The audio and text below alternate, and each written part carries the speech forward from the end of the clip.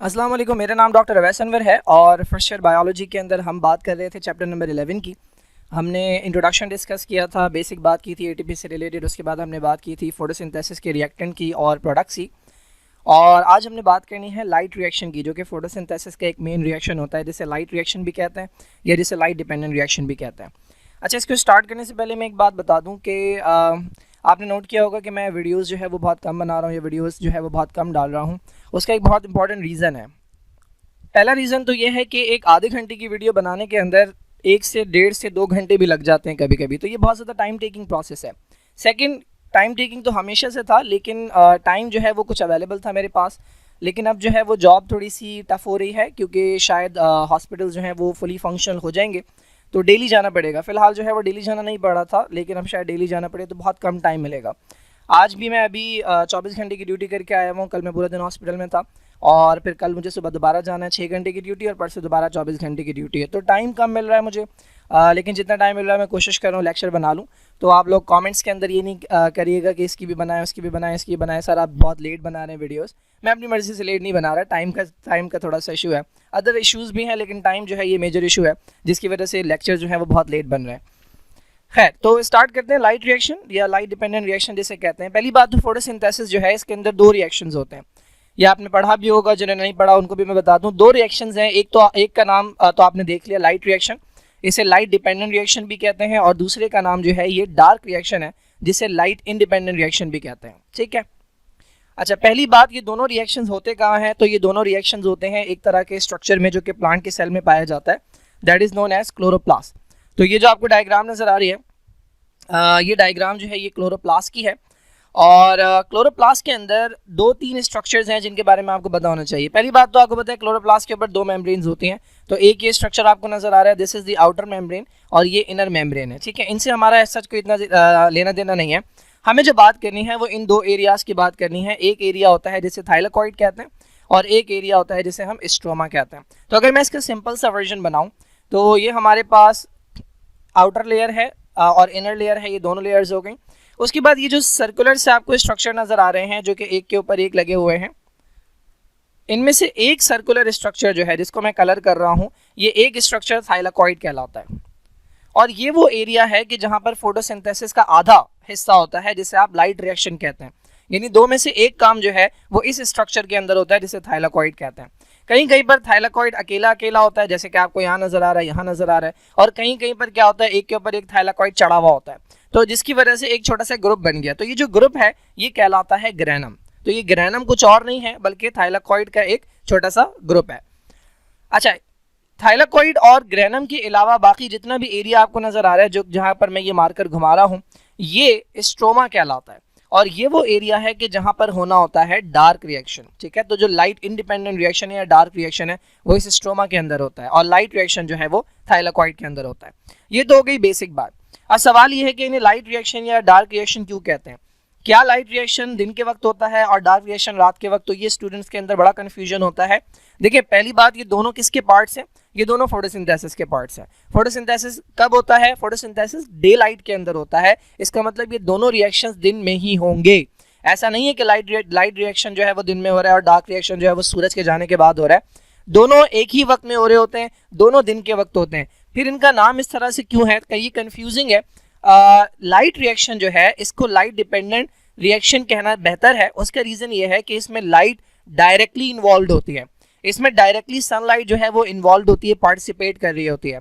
जबकि जो दूसरा रिएक्शन है जिससे डार्क रिएक्शन, इसका नाम डार्क रिएक्शन गलत है, इसका नाम होना चाहिए लाइट इंडिपेंडेंट रिएक्शन, क्योंकि होता तो ये दिन में ही है, लेकिन इसमें सनलाइट का डायरेक्ट रोल नहीं होता। इसकी मैं एग्जाम्पल देता हूँ आपको। मान लें कि किसी के घर में यूपीएस है, ठीक है, तो इस वक्त जो है वो बिजली आ रही है और पंखा चल रहा है, ठीक है, और यूपीएस भी चार्ज हो रहा है। तो जो पंखा चल रहा है इस वक्त, मैं कहूँगा कि ये इस वक्त क्या है, ये के इलेक्ट्रिक डिपेंडेंट है। ठीक है, जो बिजली आ रही है वो कहाँ से आ रही है? वो के इलेक्ट्रिक से आ रही है। लेकिन उसको कीड़ा काटे, उस शख्स को कीड़ा काटे और वो के इलेक्ट्रिक वाला वायर हटाए, अभी उसके बाकी घर की चीज़ें जो है वो के इलेक्ट्रिक से चल रही है, लेकिन उसने पंखे का जो तार है उसको यूपीएस के साथ कनेक्ट कर दिया। अब ये पंखा किससे चल रहा है? ये पंखा यूपीएस से चल रहा है, लेकिन यूपीएस के अंदर जो बिजली गई थी, यूपीएस जो चार्ज हुआ था वो किससे चार्ज हुआ था? वो के इलेक्ट्रिक से चार्ज हुआ था। तो इस वक्त के इलेक्ट्रिक उस पंखे को चलाने में डायरेक्टली इन्वॉल्व नहीं है। के इलेक्ट्रिक से जो बिजली आ रही है वो उस पंखे को डायरेक्टली तो नहीं चला रही, लेकिन वो बिजली वही है जो के इलेक्ट्रिक से आई थी और यूपीएस में क्या कर ली गई थी, स्टोर कर ली गई थी। तो यूपीएस से जो पंखा चल रहा है ये के इलेक्ट्रिक इंडिपेंडेंट कहलाएगा, लेकिन चल ये उसी बिजली से रहा है। बिल्कुल इसी तरीके से लाइट रिएक्शन के अंदर या लाइट डिपेंडेंट रिएक्शन के अंदर होता क्या है, जो सनलाइट आती है उसको जमा कर लिया जाता है, स्टोर कर लिया जाता है। जिस तरह बिजली को यूपीएस में जमा कर रहे थे, इसकी एनर्जी को स्टोर कर लिया जाता है इस मॉलिक्यूल में और इस मॉलिक्यूल के अंदर। और डार्क रिएक्शन के अंदर यही दो मॉलिक्यूल इस्तेमाल किए जाते हैं। तो बेसिकली एनर्जी तो वही है जो सन से आई थी, लेकिन चूंकि डायरेक्टली इन्वॉल्व नहीं है, डायरेक्टली इसके लिए सनलाइट की जरूरत नहीं होती, तो इसे लाइट इंडिपेंडेंट रिएक्शन कहते हैं। और चूंकि इसमें डायरेक्टली लाइट इन्वॉल्व होती है तो इसे लाइट डिपेंडेंट रिएक्शन कहते हैं। तो ये बेसिक ओवरव्यू है हमारे पास दो रिएक्शंस का। ये हमारे पास एक डायग्राम भी है, इसको अगर आप देखें तो ये पूरा क्लोरोप्लास्ट है। इसके अंदर मैंने आपको बताया ये जो बैग लाइक स्ट्रक्चर्स हैं ये क्या कहलाते हैं, ये थाइलाकॉइड कहलाते हैं और इनके अंदर लाइट रिएक्शन होता है। तो देखिए लाइट रिएक्शन के अंदर सनलाइट डायरेक्टली इन्वॉल्व है। क्या किया जाएगा, इस लाइट की एनर्जी को स्टोर किया जाएगा इस मॉलिक्यूल के अंदर एटीपी में और इस मॉलिक्यूल के अंदर जिसे कहते हैं NADPH। ठीक है, ये काम होता है लाइट रिएक्शन के अंदर। इसमें पानी जो है वो अंदर जाता है इस रिएक्शन में और उसमें से टूट के ऑक्सीजन जो है वो बाहर आ जाता है और हाइड्रोजन इसमें शामिल हो जाता है। मैं बताऊंगा डिटेल के अंदर कैसे। और ये जो दो मॉलिक्यूल बने हैं अब इनको इस्तेमाल किया जाएगा दूसरे रिएक्शन के अंदर जिसे कहते हैं लाइट इंडिपेंडेंट। इसे डार्क रिएक्शन कहना गलत है, इसे लाइट इंडिपेंडेंट कहना चाहिए, क्योंकि इसमें ये वाली लाइट डायरेक्टली इन्वॉल्व नहीं है, बट इनके अंदर जो एनर्जी है वो इसी से हासिल की गई थी।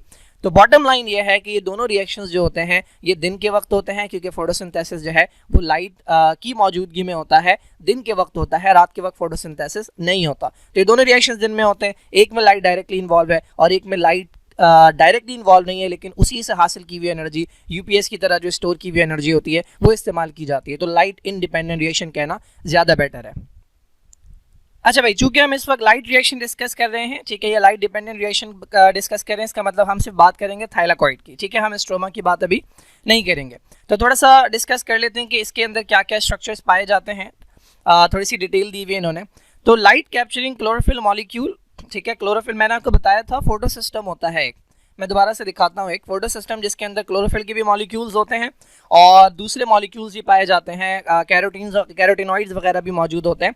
तो ये लाइट कैप्चरिंग क्लोरोफिल मॉलिक्यूल हो गए, ठीक है। इनके साथ कुछ मेम्ब्रेन बाउंड प्रोटीन्स होती हैं, सेल की मेम्ब्रेन के अंदर लगी हुई प्रोटीन और इलेक्ट्रॉन कैरियर, ये तीनों मिलकर बनाते हैं एक अदद चेन जो कहलाती है इलेक्ट्रॉन ट्रांसपोर्ट चेन। अगर मैं ये आपको दिखा सकूं, इलेक्ट्रॉन ट्रांसपोर्ट चेन, ये जो आपको नजर आ रही है ये थाइलाकॉइड है। मैंने बताया था एक बैग की तरह का स्ट्रक्चर है जिसे आप थाइलाकॉइड कहते हैं। ये थाइलाकॉइड की मेम्ब्रेन है, ये जो आपको नजर आ रही है थाइलाकॉइड की मेम्ब्रेन है, सिंगल मेम्ब्रेन है, चारों तरफ लगी हुई है। ये थाइलाकॉइड के अंदर की जगह है। इस मेम्ब्रेन के अंदर अगर आप देखें तो ये जो PS लिखा हुआ है ये बेसिकली वो लाइट कैप्चरिंग यूनिट्स हैं, जिसके अंदर क्लोरोफिल मौजूद हो गए, जिसके अंदर दूसरे पिगमेंट्स मौजूद होंगे। उसके बाद आपको नजर आ रहे हैं ये जो PQ लिखा हुआ है या जो PC लिखा हुआ है ये इलेक्ट्रॉन कैरियर्स है, मोबाइल इलेक्ट्रॉन कैरियर्स है। और कुछ यहाँ पर मेम्ब्रेन बाउंड प्रोटीन, ये जो CYT लिखा हुआ है ये मेम्ब्रेन बाउंड प्रोटीन्स है। सिमिलरली ये भी एक अदद मेम्ब्रेन बाउंड प्रोटीन, ये एंजाइम होता है। ये बेसिकली पूरा जो स्ट्रक्चर बना हुआ है this is known as electron transport chain. ये जो आपको नजर आ रहा है इलेक्ट्रॉन ट्रांसपोर्ट चेन। तो इसके अंदर क्या क्या चीजें पाई जाती हैं, एक चीज इसके अंदर है लाइट कैप्चरिंग क्लोरोफिल मॉलिक्यूल, ठीक है, जो PS1 और PS2 कहलाते हैं। इसके अलावा मेम्ब्रेन बाउंड प्रोटीन्स और इलेक्ट्रॉन कैरियर्स। चार मेजर चीजें जिनके बारे में आपको पता होना चाहिए, photo system 1 and photo system 2। अब ये दो तरह के फोटो सिस्टम है। 1 और 2 क्यों कह रहे हैं भाई, क्योंकि जो पहले इन्हें मिला था, डिस्कवर जो पहले हुआ था उसको 1 कह दिया इन्होंने और जो बाद में मिला उसको फोटो सिस्टम 2 कह दिया। इसके अलावा एक और आपके पास स्ट्रक्चर होता है जिसे कहते हैं साइटोक्रोम BF कॉम्प्लेक्स, ठीक है, एक बड़ा सा स्ट्रक्चर है साइटोक्रोम BF कॉम्प्लेक्स। और तीसरी चीज जो मैंने आपको बताई थी नीचे लगी हुई थी, ये एक अदद एंजाइम है, कैसे पता मुझे, ASE लगा हुआ है, तो ये ATP बनाने वाला एंजाइम है, तो इसे हम कहते हैं ATPase कॉम्प्लेक्स। ये चार चीजें हैं, photo system 1 and 2, cytochrome BF complex और ATPase कॉम्प्लेक्स, ये सारी मैं दिखाऊंगा आपको। इनके बीच में लगे होते हैं कुछ ऐसे स्ट्रक्चर्स जिनका काम है इलेक्ट्रॉन को एक से लेकर दूसरे को पहुंचाना। ये कहलाते हैं mobile electron carrier, because they can move. Mobile का मतलब दे कैन मूव। उनके नाम क्या है भाई, एक है हमारे पास प्लास्टोक्विनोन, एक है हमारे पास प्लास्टोसाइनिन और एक है हमारे पास फेराडॉक्सिन। देखिए इनकी डिटेल के अंदर जाने की जरूरत नहीं है, आपको इनके मॉलिक्यूलर स्ट्रक्चर से कोई लेना देना नहीं है, आपको इनका केमिकल फार्मूला जो है इससे कोई लेना देना नहीं है। आपने बस इतना याद रखना है कि इनका काम क्या है। इनका काम है एक से मोबाइल को लेना और दूसरे को देना। तो ये these are like delivery guys, ठीक है। अब आपके घर में अगर कोई पिज़्ज़ा डिलीवर करने आता है तो आप उसका पूरा का पूरा बैकग्राउंड तो लेते नहीं है कि उसका नाम क्या है, उसके घर में कितने लोग हैं। आपका सिर्फ इतना काम होता है कि उससे लेना और उसको पैसे दे देना। बिल्कुल इसी तरीके से इनका काम सिर्फ इतना है कि एक से लेना और दूसरे तक देना। So this is a pizza delivery guy या this is an electron delivery guy, ठीक है जी। अच्छा, अब ये जो कॉम्प्लेक्सेस हैं, ये जो स्ट्रक्चर्स हैं, इनकी लोकेशन के बारे में बात की है। ये बहुत इंपॉर्टेंट तो नहीं है, लेकिन चूंकि बच्चे टेक्स्ट पढ़ते हैं उन्हें समझ नहीं आता क्या लिखा हुआ है, तो इसलिए मैं एक्सप्लेन कर रहा हूँ। मैंने बताया ये 4 चीजें हैं, फोटोसिस्टम 1, फोटोसिस्टम 2, साइटोक्रोम बीएफ और एटीपीएस। अब इन्होंने बताया भाई ये कहाँ कहाँ लगे हुए हैं, ठीक है। तो अब थाइलाकॉइड के ना 2 हिस्से हैं। मैंने आपको बताया था ये बैग लाइक स्ट्रक्चर जो है ये थाइलाकॉइड है। उसके ऊपर फिर एक और सर्कुलर सा स्ट्रक्चर है, ये भी थाइलाकॉइड है, ये भी थाइलाकॉइड है, ये भी थाइलाकॉइड है। ये मिलकर क्या बना रहे हैं, ये एक बड़ा सा यूनिट बना रहे हैं जिसे ग्रैनम कहते हैं, और ये अकेला थाइलाकॉइड है। अब देखिए मैं आपको 2 हिस्से बता रहा हूँ। इसकी अगर ये वाली मेम्ब्रेन देखें, मैं किसी और कलर से बनाता हूँ। इसकी अगर ये वाली मेम्ब्रेन देखें तो ये 2 मेम्ब्रेन एक दूसरे के साथ चिपकी हुई है, यानी एक के ऊपर एक लगे हुए हैं। This area is known as appressed, ठीक है। This area is known as appressed. Similarly ये वाला एरिया जो है ये भी कहलाता है अप्रेस। ये दोनों मेम्ब्रेन भी एक दूसरे के साथ चिपकी हुई है। This is known as appressed region. इस मेम्ब्रेन के ऊपर कोई और मेम्ब्रेन नहीं है। This area is called non appressed. Similarly ये वाला जो साइड आपको नजर आ रहा है, क्या इसके इधर उधर दूसरी मेम्ब्रेन है? बिल्कुल नहीं है। ये वाला साइड भी फ्री है, इसकी पूरी सरफेस फ्री है, इधर से भी, इधर से भी, इधर से भी। तो जो एरिया फ्री होता है जिसके ऊपर कोई और मेम्ब्रेन नहीं होती, ये नॉन अप्रेस कहलाता है। और 2 थाइलाकॉइड के दरमियान की जो मेम्ब्रेन होती हैं जो कि चिपकी हुई होती हैं, ये अप्रेस रीजन कहलाते हैं, ठीक है।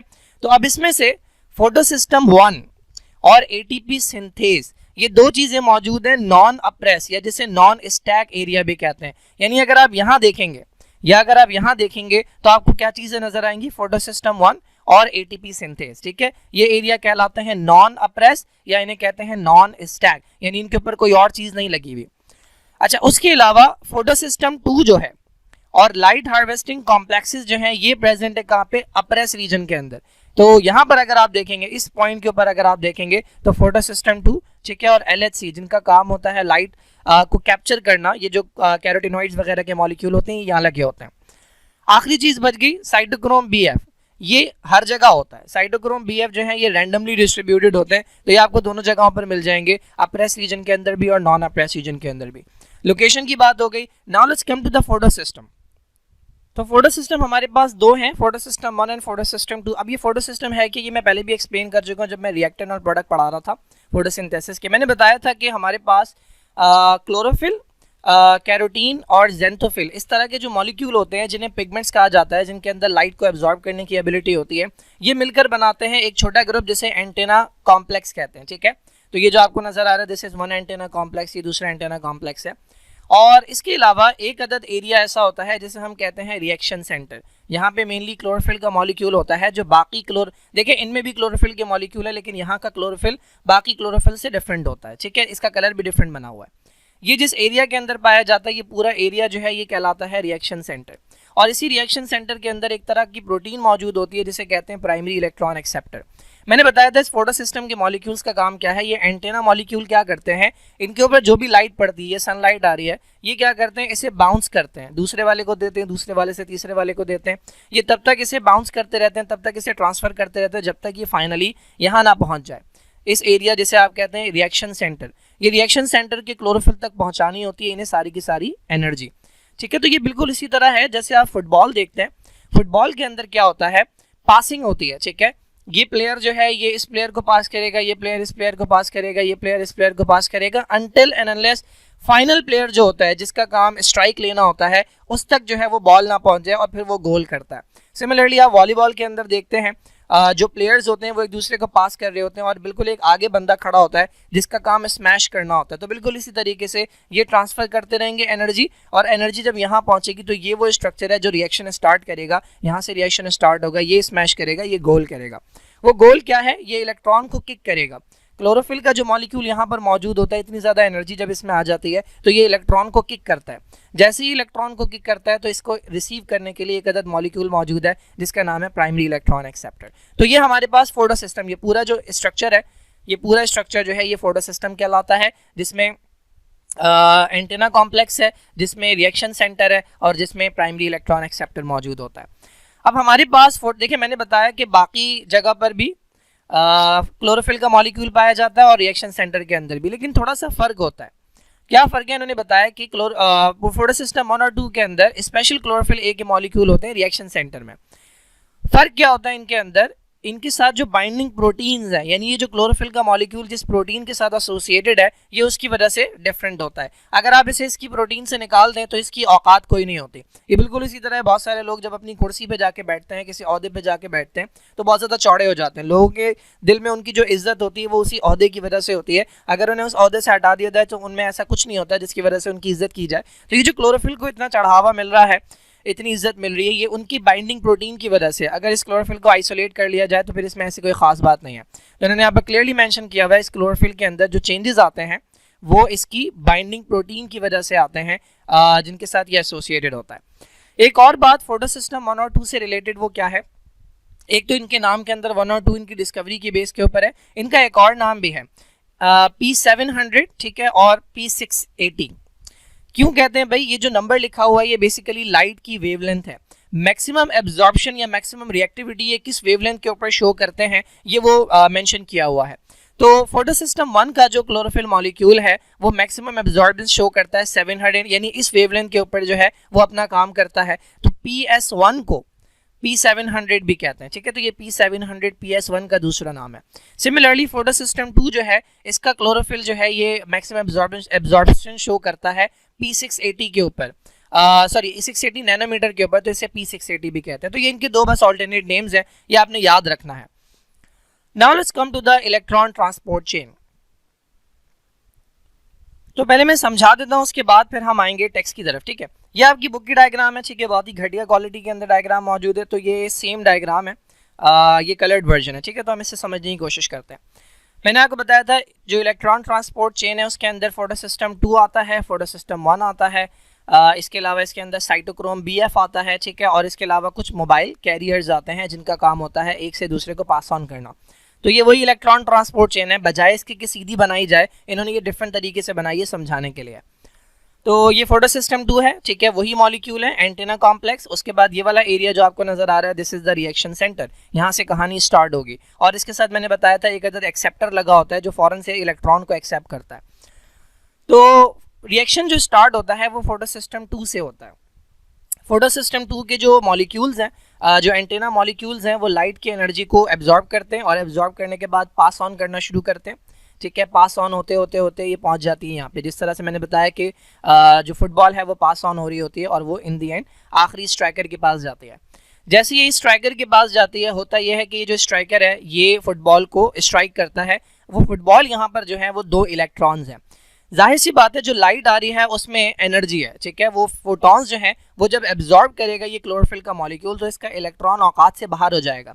तो ये इलेक्ट्रॉन जैसे जिस तरह कुछ लोगों के पास थोड़ा सा पैसा आ जाता है वो औकात से बाहर हो जाते हैं और मुल्क छोड़ के चले जाते हैं, तो बिल्कुल इसी तरह जैसे ही यहाँ के इलेक्ट्रॉन्स के पास थोड़ी सी एनर्जी आती है तो वो इस फोटो सिस्टम को छोड़ के चले जाते हैं। जैसे ये 2 इलेक्ट्रॉन फोटो सिस्टम से निकलते हैं, फौरन इन्हें रिसीव करने के लिए कोई ना कोई मौजूद होता है, तो ये कहलाता है प्राइमरी इलेक्ट्रॉन एक्सेप्टर, ठीक है। तो यहाँ पर आपको नजर आ रहा है प्राइमरी इलेक्ट्रॉन एक्सेप्टर। अच्छा, अब देखें जब 2 इलेक्ट्रॉन यहाँ से निकल जाएंगे तो यहाँ पर क्या हो जाएगी, यहाँ पे कमी हो जाएगी, इलेक्ट्रॉन्स की कमी हो जाएगी। तो जो फोटोसिस्टम 2 है इसके ऊपर आ जाएगा पॉजिटिव चार्ज। जाहिर है जब इलेक्ट्रॉन लूज होता है तो पॉजिटिव चार्ज आता है। मैंने जब पिछली वीडियो बनाई थी तो मैंने आपको बताया था कि वाटर का इस्तेमाल क्या होता है। जो वाटर का मॉलिक्यूल है वो ब्रेक होता है, इसमें से एक तो निकलते हैं हाइड्रोजन के आयंस। ये हाइड्रोजन के आयंस जो हैं ये इस्तेमाल होते हैं फोटोसिंथेसिस के अंदर। फिर हर वाटर के मॉलिक्यूल में से एक निकलता है ऑक्सीजन का एटम। ये एक ऑक्सीजन इसमें से और एक ऑक्सीजन दूसरे वाटर के मॉलिक्यूल से जो निकलेगा, ये दोनों कंबाइन हो जाते हैं और क्या बनता है, ऑक्सीजन का मॉलिक्यूल। तो ये जो ऑक्सीजन का मॉलिक्यूल है ये एनवायरनमेंट में रिलीज हो जाता है। तो फोटोसिंथेसिस के नतीजे में जो ऑक्सीजन रिलीज होती है वो वाटर से आती है। तीसरी चीज क्या निकलती है, तीसरी चीज निकलती है वाटर में से 2 इलेक्ट्रॉन। ये 2 इलेक्ट्रॉन बहुत इंपॉर्टेंट है क्योंकि ये इलेक्ट्रॉन की कमी को पूरा करते हैं। किसकी इलेक्ट्रॉन की कमी को, फोटोसिस्टम 2 की, ठीक है। तो फोटोसिस्टम जिसके पास से इलेक्ट्रॉन चले गए थे, जो उदास था, इसको इलेक्ट्रॉन दोबारा से दे दिए। किसने दे दिए, वाटर ने दे दिए। तो वाटर बहुत इंपॉर्टेंट है। अच्छा, ये कहलाता है फोटोलाइसिस। लाइट की प्रेजेंस में वाटर का ब्रेक होना जो है ये कहलाता है फोटोलाइसिस। तो फोटोलाइसिस एक बहुत इंपॉर्टेंट इवेंट है लाइट रिएक्शन के अंदर, और इससे एक तो मॉलिक्यूलर ऑक्सीजन मिलती है जो इन्वायरमेंट के अंदर चली जाती है, और जो इलेक्ट्रॉन्स मिलते हैं ये फोटोसिस्टम 2 की इलेक्ट्रॉन्स की कमी को पूरा करते हैं। तो यहाँ तक की बात क्लियर है। इसमें से इलेक्ट्रॉन निकले, इसमें पॉजिटिव चार्ज आ गया, इसके अंदर इलेक्ट्रॉन की कमी हो गई और वो इलेक्ट्रॉन की कमी पूरी हो गई। अब हमने बात करनी है जो 2 इलेक्ट्रॉन आगे गए हैं इनके सफर के बारे में हम बात करेंगे। अच्छा, अब देखिए आगे समझना ना बड़ा आसान है। अगर आपका इत्तेफाक हुआ हो कभी भी किसी गवर्नमेंट इंस्टीट्यूट के अंदर जाने का, किसी काम के लिए, तो आपको बहुत अच्छे से समझ आ जाएगा ये। जब भी आप किसी गवर्नमेंट इंस्टीट्यूट के अंदर जाते हैं तो आप एक डेस्क पे जाते हैं, उससे पूछते हैं कि भाई ये काम करना है, वो आपको दूसरी पे भेजता है। जब आप दूसरी पे जाते हैं तो वो तीसरी पे भेजता है। तो इसी तरह से आप घूमते रहते हैं और आपकी एनर्जी ज़ाया होती है। तो बिल्कुल इसी तरीके से ये जो इलेक्ट्रॉन्स हैं ये पहले इसके पास गए, इन्होंने इसे किक किया और इसके पास चले गए, ये इनको इसके पास भेज दिया। तो आपको नजर आ रहा है ये 2 इलेक्ट्रॉन प्राइमरी इलेक्ट्रॉन एक्सेप्टर से PQ के पास आ गए। ये PQ जो है ये प्लास्टोक्विनोन है, ये मोबाइल कैरियर है, ठीक है। ये यहाँ से इलेक्ट्रॉन लेता है और इसके हवाले करता है। तो प्लास्टोक्विनोन ने ये इलेक्ट्रॉन यहाँ से लिए, ठीक है, यानी ये इलेक्ट्रॉन प्लास्टोक्विनोन के पास आए और प्लास्टोक्विनोन ने फिर आगे भेज दिए। किसके पास भेजे? साइटोक्रोम कॉम्प्लेक्स के पास। साइटोक्रोम कॉम्प्लेक्स ने फिर ये इलेक्ट्रॉन आगे भेज दिए। किसके पास भेजे? प्लास्टोसाइनिन के पास। ये प्लास्टोसाइनिन अगेन एक मोबाइल कैरियर है, ये इनसे इलेक्ट्रॉन लेगा और फिर ये आगे देगा। और फाइनली ये इलेक्ट्रॉन कहाँ गए? ये गए फोटोसिस्टम 1 के पास। लेकिन क्या फोटोसिस्टम 1 के पास जगह है इलेक्ट्रॉन लेने की? देखिए इलेक्ट्रॉन तो तभी लिए जा सकते हैं ना जब इलेक्ट्रॉन की कमी हो। जैसा कि आपने देखा कि फोटोसिस्टम 2 के अंदर इलेक्ट्रॉन की कमी थी, तो वाटर से जो इलेक्ट्रॉन आए वो यहाँ पर ऐड हो गए। क्या फोटोसिस्टम 1 के अंदर भी इलेक्ट्रॉन की कमी होती है? यस। देखिए जिस तरह से लाइट पड़ी थी फोटोसिस्टम 2 पे और ये सारी एनर्जी एब्जॉर्ब करने के बाद 2 इलेक्ट्रॉन औकात से बाहर हो गए थे, बिल्कुल इसी तरह देखें लाइट तो पूरे प्लांट के ऊपर पड़ रही है ना, तो क्लोरोप्लास्ट के अंदर या थाइलाकॉइड के अंदर ये भी लगा हुआ है और ये भी लगा हुआ है, तो लाइट इसके ऊपर भी पड़ी थी। वही लाइट जो इसके ऊपर पड़ी थी वही लाइट इसके ऊपर भी पड़ी थी। इसके मॉलिक्यूल ने भी ये लाइट पास ऑन की थी, अनलेस ये लाइट ना पहुंच गई कहाँ पे? रिएक्शन सेंटर पे। और यहाँ से भी निकले थे 2 इलेक्ट्रॉन। तो देखिए यहाँ से जो 2 इलेक्ट्रॉन निकले थे उसकी कमी पूरी की किसने? वाटर ने। लेकिन यहाँ से जो 2 इलेक्ट्रॉन निकले थे यहाँ किसी वाटर ने कमी पूरी नहीं की, ये कमी पूरी होती है यही 2 इलेक्ट्रॉन जो पास ऑन होके आते हैं इस पूरे रास्ते से, ये आके इस कमी को पूरा करते हैं, ठीक है। तो इसके अंदर फोटोसिस्टम 1 के अंदर जो पॉजिटिव चार्ज आया था, इसके अंदर जो 2 इलेक्ट्रॉन्स की कमी थी, वो इलेक्ट्रॉन कहाँ से आए? वो इलेक्ट्रॉन फोटोसिस्टम 2 ने अपने भाई को फोटोसिस्टम 1 को दे दिया। तो अब हमने देखना है कि यहाँ से जो 2 इलेक्ट्रॉन निकले, फोटोसिस्टम 1 से जो 2 इलेक्ट्रॉन निकले, इनका सफर क्या है? क्योंकि यहाँ के 2 इलेक्ट्रॉन का सफर हम देख चुके, वो पास ऑन होते होते यहाँ पर आ गए। इस दरमियान ATP भी बना है।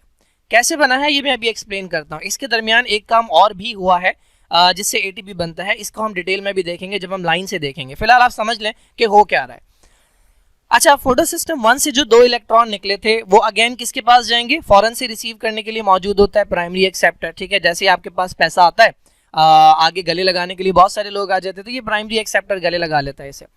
उसके बाद ये आगे पास, जिस तरह यहाँ से आगे पास ऑन हुए थे ये भी आगे पास ऑन करता है। अब की बार प्लास्टोक्विनोन को नहीं, अब की बार एक और स्ट्रक्चर होता है जिसे हम कहते हैं फेरेडॉक्सिन, ठीक है। फेरेडॉक्सिन के बाद ये जाते हैं एक एंजाइम के पास। कैसे पता मुझे एंजाइम है? ASE लगा हुआ है, ठीक है। इस एंजाइम का नाम है NADP रिडक्टेज, यानी ये NADP को करेगा रिड्यूस करने का मतलब होता है उसमें इलेक्ट्रॉन्स ऐड करेगा। जाहिर है इसके पास यहाँ से इलेक्ट्रॉन्स आ रहे हैं, अपने पास नहीं रखेगा बल्कि इस मॉलिक्यूल को बुलाएगा।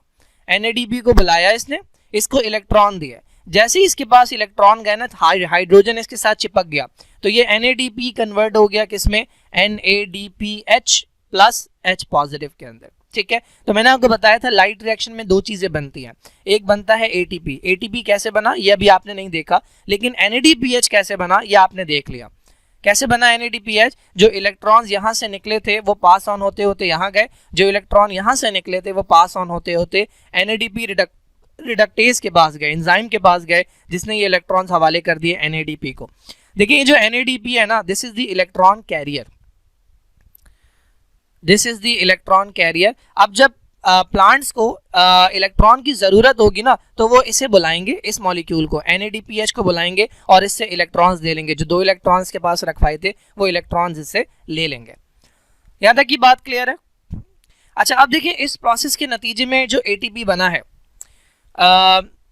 यहाँ आपको नजर आ रहा है कि इस प्रोसेस के नतीजे में कुछ एटीपी बना है, ये कहलाता है नॉन, अच्छा एटीपी का बनना, पहले मैं अगर आपको दिखाऊं एटीपी का बनना जो है ये कहलाता है फॉस्फोराइलेशन, और लाइट की प्रेजेंस में हो रहा है ये काम, तो ये कहलाता है फोटोफॉस्फोराइलेशन। ठीक है, एटीपी का बनना फॉस्फोराइलेशन, और फोटोफॉस्फोराइलेशन का मतलब लाइट की प्रेजेंस में बनना।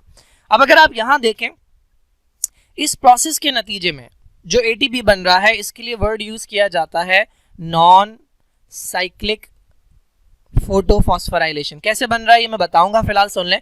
ये कहलाता है नॉन साइक्लिक फोटोफॉस्फोराइलेशन। ठीक है, फोटोफॉस्फोराइलेशन क्यों? बिकॉज जो इलेक्ट्रॉन यहां से निकले थे वो घूम के वापस तो नहीं आए, सिमिलरली जो इलेक्ट्रॉन्स यहां से निकले थे वो घूम के वापस तो नहीं आए। इसके इलेक्ट्रॉन की कमी को इसने पूरा किया, इसके इलेक्ट्रॉन की कमी को इसने पूरा किया।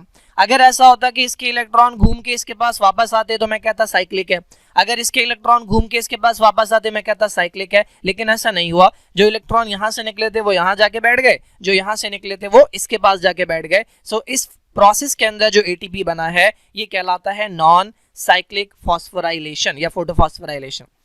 जब भी नॉन साइक्लिक फोटोफॉस्फोराइलेशन होती है तो दो चीजें बनती हैं। एक चीज है हमारे पास एटीपी, ठीक है, जो कि आपको यहाँ पर बनता हुआ नजर आ रहा है यहाँ पे, और दूसरी चीज जो बनती है वो है NADPH, क्योंकि जो इलेक्ट्रॉन निकले थे यहाँ से वो इसके पास चले गए थे।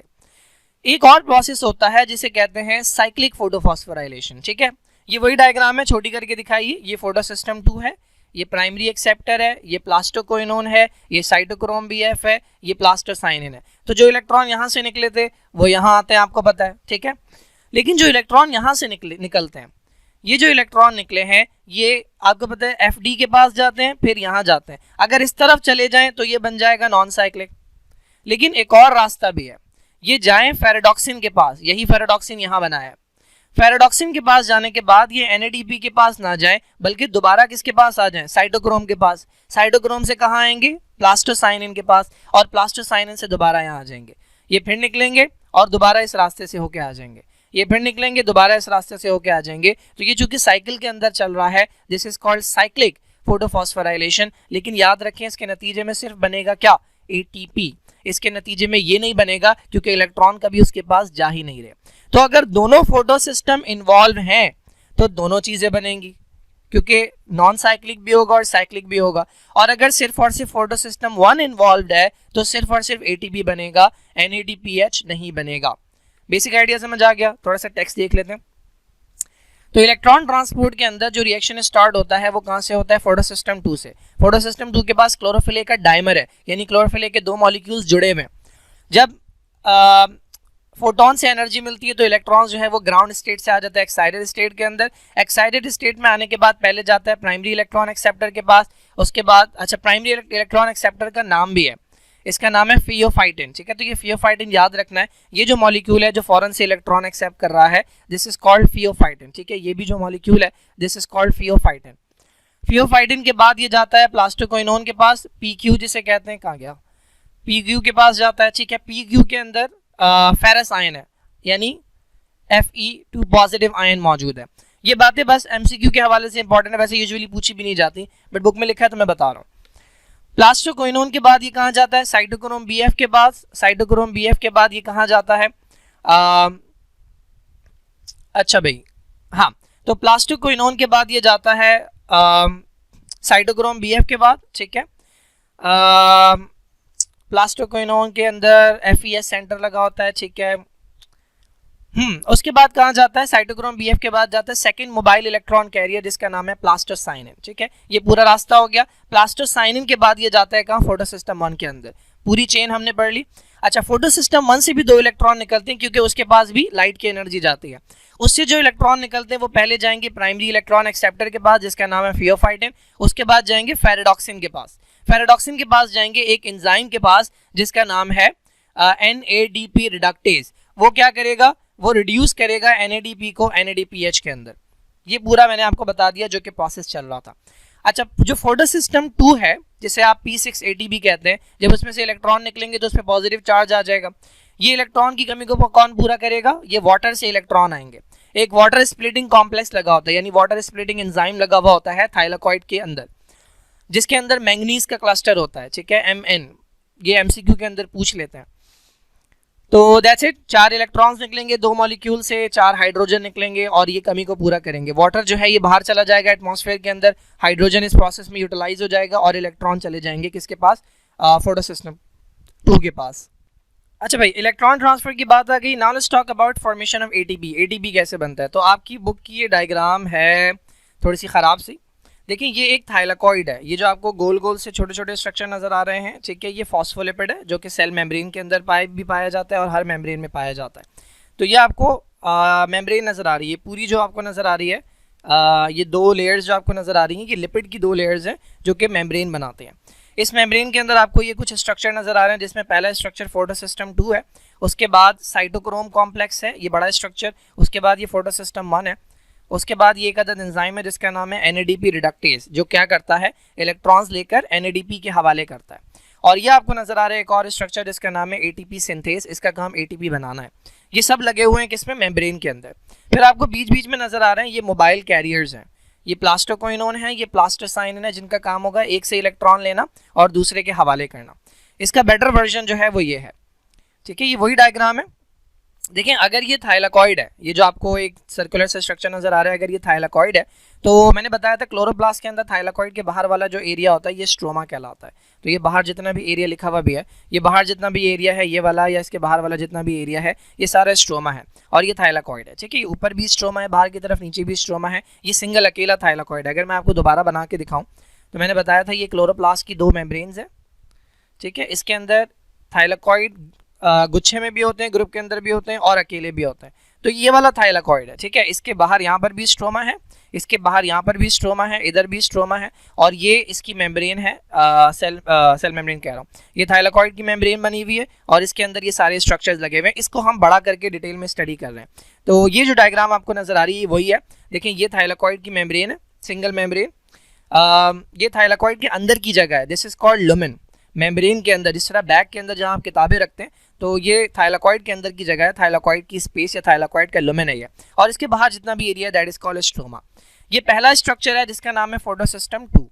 उसके बाद ये दूसरा स्ट्रक्चर है जिसका नाम है साइटोक्रोम BF। उसके बाद ये तीसरा स्ट्रक्चर है जिसका नाम है फोटोसिस्टम 1। उसके बाद ये चौथा स्ट्रक्चर है जो एंजाइम है जिसका नाम है NADP रिडक्टेज। और ये 5वां स्ट्रक्चर है जिसका नाम है ATP सिंथेस, ठीक है जी।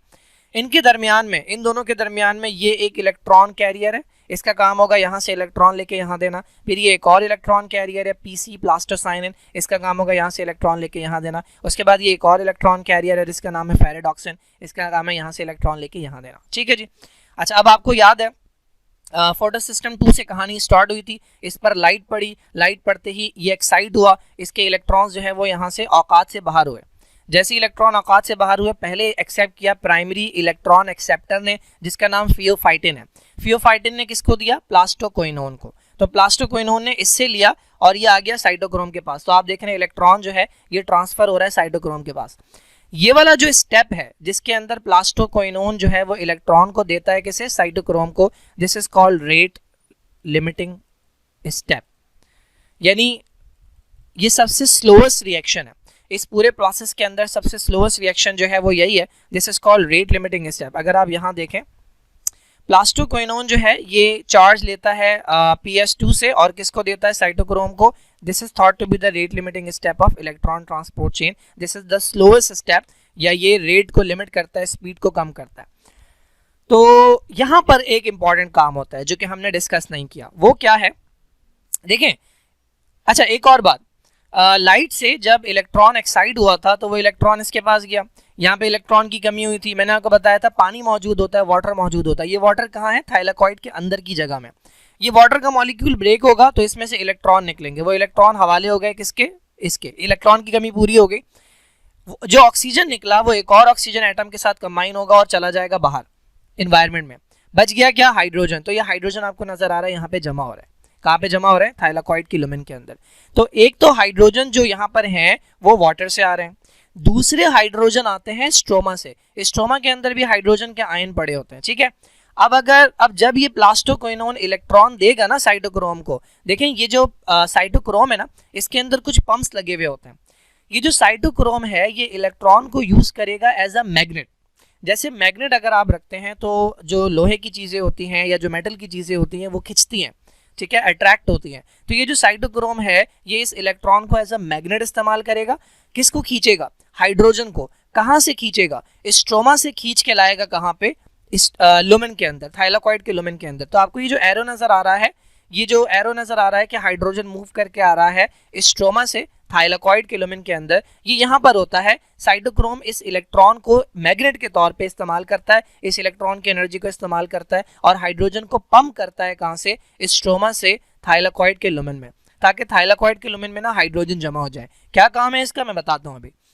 अच्छा, फिर क्या होता है? इलेक्ट्रॉन जाते हैं प्लास्टोसाइनिन के पास, नजर आ रहा है हमें। प्लास्टोसाइनिन इसे लेता है और हवाले करता है फोटोसिस्टम 1 के पास, क्योंकि इसमें से भी इलेक्ट्रॉन निकले थे। वो इलेक्ट्रॉन जो यहाँ से निकले थे उसकी कमी पूरी हो गई। अब जो इलेक्ट्रॉन यहाँ से निकले थे वो गए थे किसके पास? फेरेडॉक्सिन के पास। फेरेडॉक्सिन से वो गए थे इस एंजाइम के पास, NADP रिडक्टेज के पास। इसने क्या किया? इसको बुलाया NADP को, इलेक्ट्रॉन दिए। जैसे ही इलेक्ट्रॉन मिले हाइड्रोजन चिपक गया। एक और इंपॉर्टेंट बात कि इसके अंदर जो हाइड्रोजन लग रहा है, NADPH के अंदर जो हाइड्रोजन लग रहा है वो कहाँ से आ रहा है? वो भी स्ट्रोमा से आ रहा है, वो थाइलाकॉइड का नहीं है। ATP बनाने के लिए जो होगा वो यहाँ से जाएगा आगे, ठीक है, लेकिन जो NADPH के अंदर हाइड्रोजन है वो कहाँ से है? वो स्ट्रोमा से ही है। ठीक है जी, यहाँ तक की बात क्लियर हो गई। अच्छा, अब इस हाइड्रोजन का क्या है? तो देखिए, मुसलसल जब ये काम होता रहता है तो बहुत ज़्यादा हाइड्रोजन के आयंस जो हैं वो जमा हो जाते हैं कहाँ पे? थाइलाकॉइड के लुमेन के अंदर। अब सिचुएशन ये है कि थाइलाकॉइड के अंदर हाइड्रोजन बहुत ज़्यादा भर गए और थाइलाकॉइड के बाहर यानी लुमेन स्ट्रोमा के अंदर हाइड्रोजन की कमी है। तो एक डिफ्यूजन का ग्रेडियंट बन गया, हाइड्रोजन अंदर ज़्यादा है बाहर कम है, तो हाइड्रोजन हम मूव करना शुरू करेंगे अंदर से बाहर की तरफ, लेकिन यहाँ से नहीं जा सकते क्योंकि इनके ऊपर चार्ज लगा हुआ है। तो इनके जाने के लिए एक अदद ये प्रोटीन मौजूद है जिसके अंदर से हाइड्रोजन गुजरेगा। इसका नाम है ATP सिंथेज। इसका नाम है ATP सिंथेज, ठीक है। ये हाइड्रोजन को गुजरने की इजाजत देता है। तो जब हाइड्रोजन यहाँ से गुजरता है तो कुछ ना कुछ एनर्जी इस प्रोटीन को मिलती है। ये क्या करती है? प्रोटीन इस एनर्जी को लेती है और बुलाती है ADP को। ADP जो है ये यूज्ड बैटरी की तरह है, इसके अंदर एनर्जी नहीं है, तो वो एनर्जी जो इस प्रोटीन को मिली है वो इस ADP को देगी। साथ में एक अदद फॉस्फेट मौजूद होता है, पड़ा हुआ होता है, उसको बुलाया जाता है और इन दोनों को जोड़कर बनाया जाता है ATP। अब ये किस तरह से एनर्जी मिलती है, तो ये आपको इतना आसानी से समझ नहीं आएगा कि प्रोटॉन के मूव करने से या हाइड्रोजन के मूव करने से किस तरह एनर्जी मिलती है। डिटेल में जाने की ज़रूरत भी नहीं है। All you need to remember कि जब हाइड्रोजन गुजरेगा इस ATP सिंथेज से, तब जो एनर्जी मिलेगी उस एनर्जी को जमा किया जाएगा ADP के अंदर और साथ में फॉस्फेट को मिलाकर ATP बनाया जाएगा। तो जो लाइट रिएक्शन के अंदर मैं बता रहा था कि ATP बनते हैं वो इस तरह से बनते हैं। ये कहलाता है केमोस्मोटिक, केमोस्मोसिस के केमिकल की मदद से या ऑस्मोसिस की मदद से जो है वो एनर्जी बन रही है, मूवमेंट से, आयंस की मूवमेंट से या केमिकल की मूवमेंट से जो है वो एनर्जी बन रही है। कितने हाइड्रोजन गुजरेंगे कि एक ATP बने? क्योंकि जाहिर है यहाँ पे जो एनर्जी चाहिए उसके लिए हाइड्रोजन को गुजरना पड़ेगा। कितने हाइड्रोजन? 3 हाइड्रोजन। तो जब ये वाला और ये वाला ये तीनों हाइड्रोजन गुजरेंगे तब इतनी एनर्जी मिलेगी कि इन दोनों को जोड़कर ATP बनाया जा सके। तो 3 hydrogens are required to produce 1 ATP। This is how light reaction के दोनों प्रोडक्ट्स बनते हैं। कौन से 2 प्रोडक्ट हैं? एक का नाम NADPH है, ये कैसे बनता है मैंने बता दिया, और दूसरे प्रोडक्ट का नाम ATP है, ये कैसे बनता है मैंने बता दिया। ठीक है, थोड़ा सा रीड कर लेते हैं। हाँ भाई, तो हमारे पास जो एनर्जी थी इलेक्ट्रॉन्स के अंदर, कहाँ चला गया? हाँ, जो एनर्जी थी इलेक्ट्रॉन के अंदर उससे हम बनाते ATP इनडायरेक्ट मैनर के अंदर। ठीक है, क्या होता है? साइटोक्रोम के अंदर कुछ पंप लगे हुए होते हैं जो हाइड्रोजन को पंप करते हैं। कहाँ से? स्ट्रोमा से पंप करते हैं थाइलाकॉइड की स्पेस में। कहाँ गया ये? स्ट्रोमा से पंप करते हैं थाइलाकॉइड की स्पेस के अंदर। ठीक है, यहाँ पर भी अगर आप देखें तो ये थाइलाकॉइड है, इसके बाहर स्ट्रोमा है, तो स्ट्रोमा से पंप कर रहे हैं कहाँ पे? थाइलाकॉइड की स्पेस में। और फिर ये हाइड्रोजन मूव करेंगे इसके थ्रू, जिसका नाम है ATP सिंथेज, और इससे जो एनर्जी मिलेगी उससे ADP को फॉस्फेट के साथ जोड़ के बनाया जाएगा ATP। और फिर ये जो 2 चीज़ें बनी है, ATP बना और NADPH बना, ये दोनों जाएंगे किसमें? नेक्स्ट रिएक्शन के अंदर, जिसका नाम कैल्विन साइकिल है, ये जिसका नाम लाइट इंडिपेंडेंट रिएक्शन है। अच्छा भाई, थाइलाकॉइड स्पेस जो है वो एक्ट करती है as a reservoir for hydrogen. Reservoir कहते हैं स्टोरेज को। तो यहाँ पर जमा होते जा रहे हैं, भरते जा रहे हैं। कहाँ से आ रहे हैं ये हाइड्रोजन? एक तो स्ट्रोमा से आ रहे हैं, दूसरा मैंने बताया हर वाटर का मॉलिक्यूल जो टूटता है उससे जो 2 हाइड्रोजन निकलते हैं वो भी यहीं जमा हो जाता है, ठीक है। और मैंने एक और बात बताई थी, जो NADP के अंदर हाइड्रोजन जा रहे होते हैं वो यहाँ से नहीं आते बल्कि वो स्ट्रोमा से आते हैं, वो थाइलाकॉइड की स्पेस से नहीं आते। अच्छा, अब हाइड्रोजन के जमा होने से क्या बनता है, एक इलेक्ट्रोकेमिकल ग्रेडियंट बनता है, अंदर हाइड्रोजन ज्यादा है, स्ट्रोमा में हाइड्रोजन कम है। अब ये हाइड्रोजन मूव करना शुरू करेंगे थाइलाकॉइड की स्पेस से एक चैनल प्रोटीन के जरिए, क्या नाम है उसका, ATP सिंथेज कॉम्प्लेक्स। जब इसके जरिए हाइड्रोजन, ये जो अभी आपने देखा स्लाइड्स मूव कर रही थी, ये मैं नहीं कर रहा था, ये खुद ब खुद मूव कर रही थी, बल्कि ये मूव भी नहीं कर रही थी, ये डिलीट हो रही थी। लैपटॉप के अंदर कुछ मसला है जिसकी वजह से कभी कभार जो है वो डिलीट जो है वो खुद ब खुद काम करने लगता है और सब कुछ डिलीट हो जाता है। तो शुक्र है मैंने सेव की हुई थी प्रेजेंटेशन बनाने के बाद, वरना अभी मुझे जो है वो दोबारा ये काम करना पड़ता। तो ये एक और प्रॉब्लम है जिसकी वजह से लेक्चर जो है वो नहीं बना पाता मैं, क्योंकि कई बार पूरी मेहनत करने के बाद जो है वो खुद ब खुद डिलीट हो जाता है, तो फिर दिल नहीं करता काम करने का। खैर, तो मैं दोबारा से निशान वहाँ नहीं लगा रहा, मैं कंटिन्यू कर रहा हूँ आगे से। तो हम बात कर रहे थे कि एक अदद मेम्ब्रेन के अंदर प्रोटीन लगी हुई जिसका नाम है ATP सिंथेज कॉम्प्लेक्स। ये एनर्जी प्रोवाइड करती है ATP सिंथेज एंजाइम के लिए, ठीक है, to produce ATP from ADP।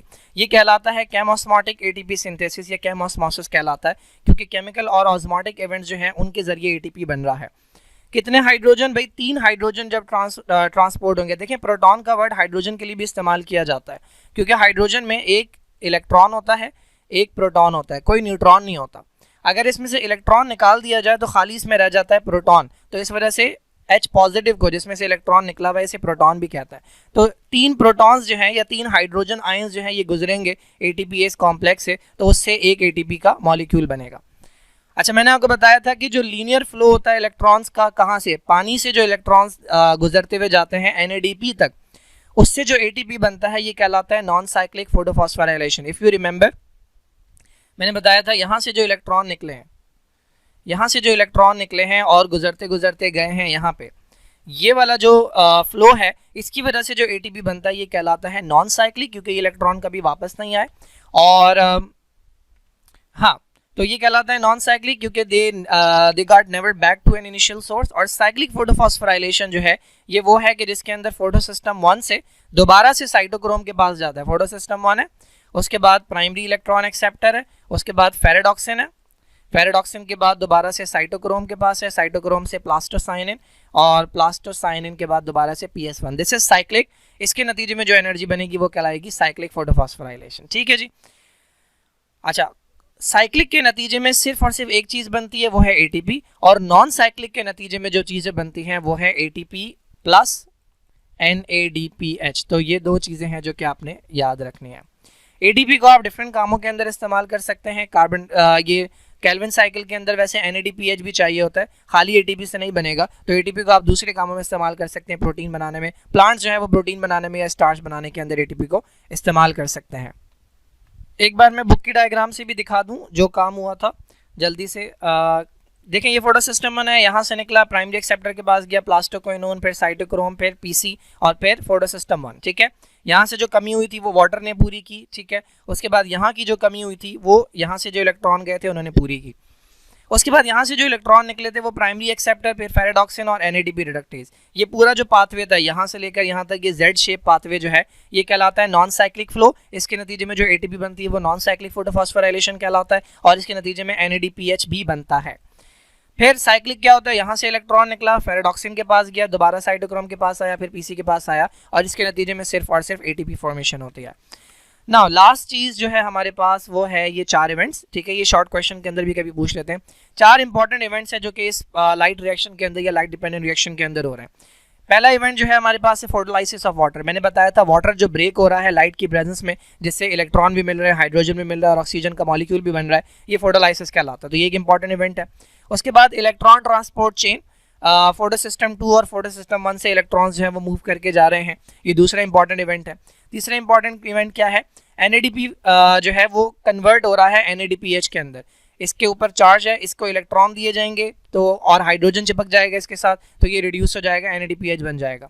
और चौथा इंपॉर्टेंट इवेंट क्या है, synthesis of ATP by photophosphorylation, ठीक है जी। ये 2 प्रोडक्ट्स हैं ATP एंड NADPH, ये दोनों प्रोडक्ट हैं लाइट डिपेंडेंट रिएक्शन के, और ये अगले रिएक्शन में, जैसे डार्क रिएक्शन कहते हैं या लाइट इंडिपेंडेंट रिएक्शन कहते हैं, उसके अंदर इंपॉर्टेंट रोल प्ले करेंगे। कैसे करेंगे ये हम इंशाल्लाह नेक्स्ट लेक्चर के अंदर देखेंगे।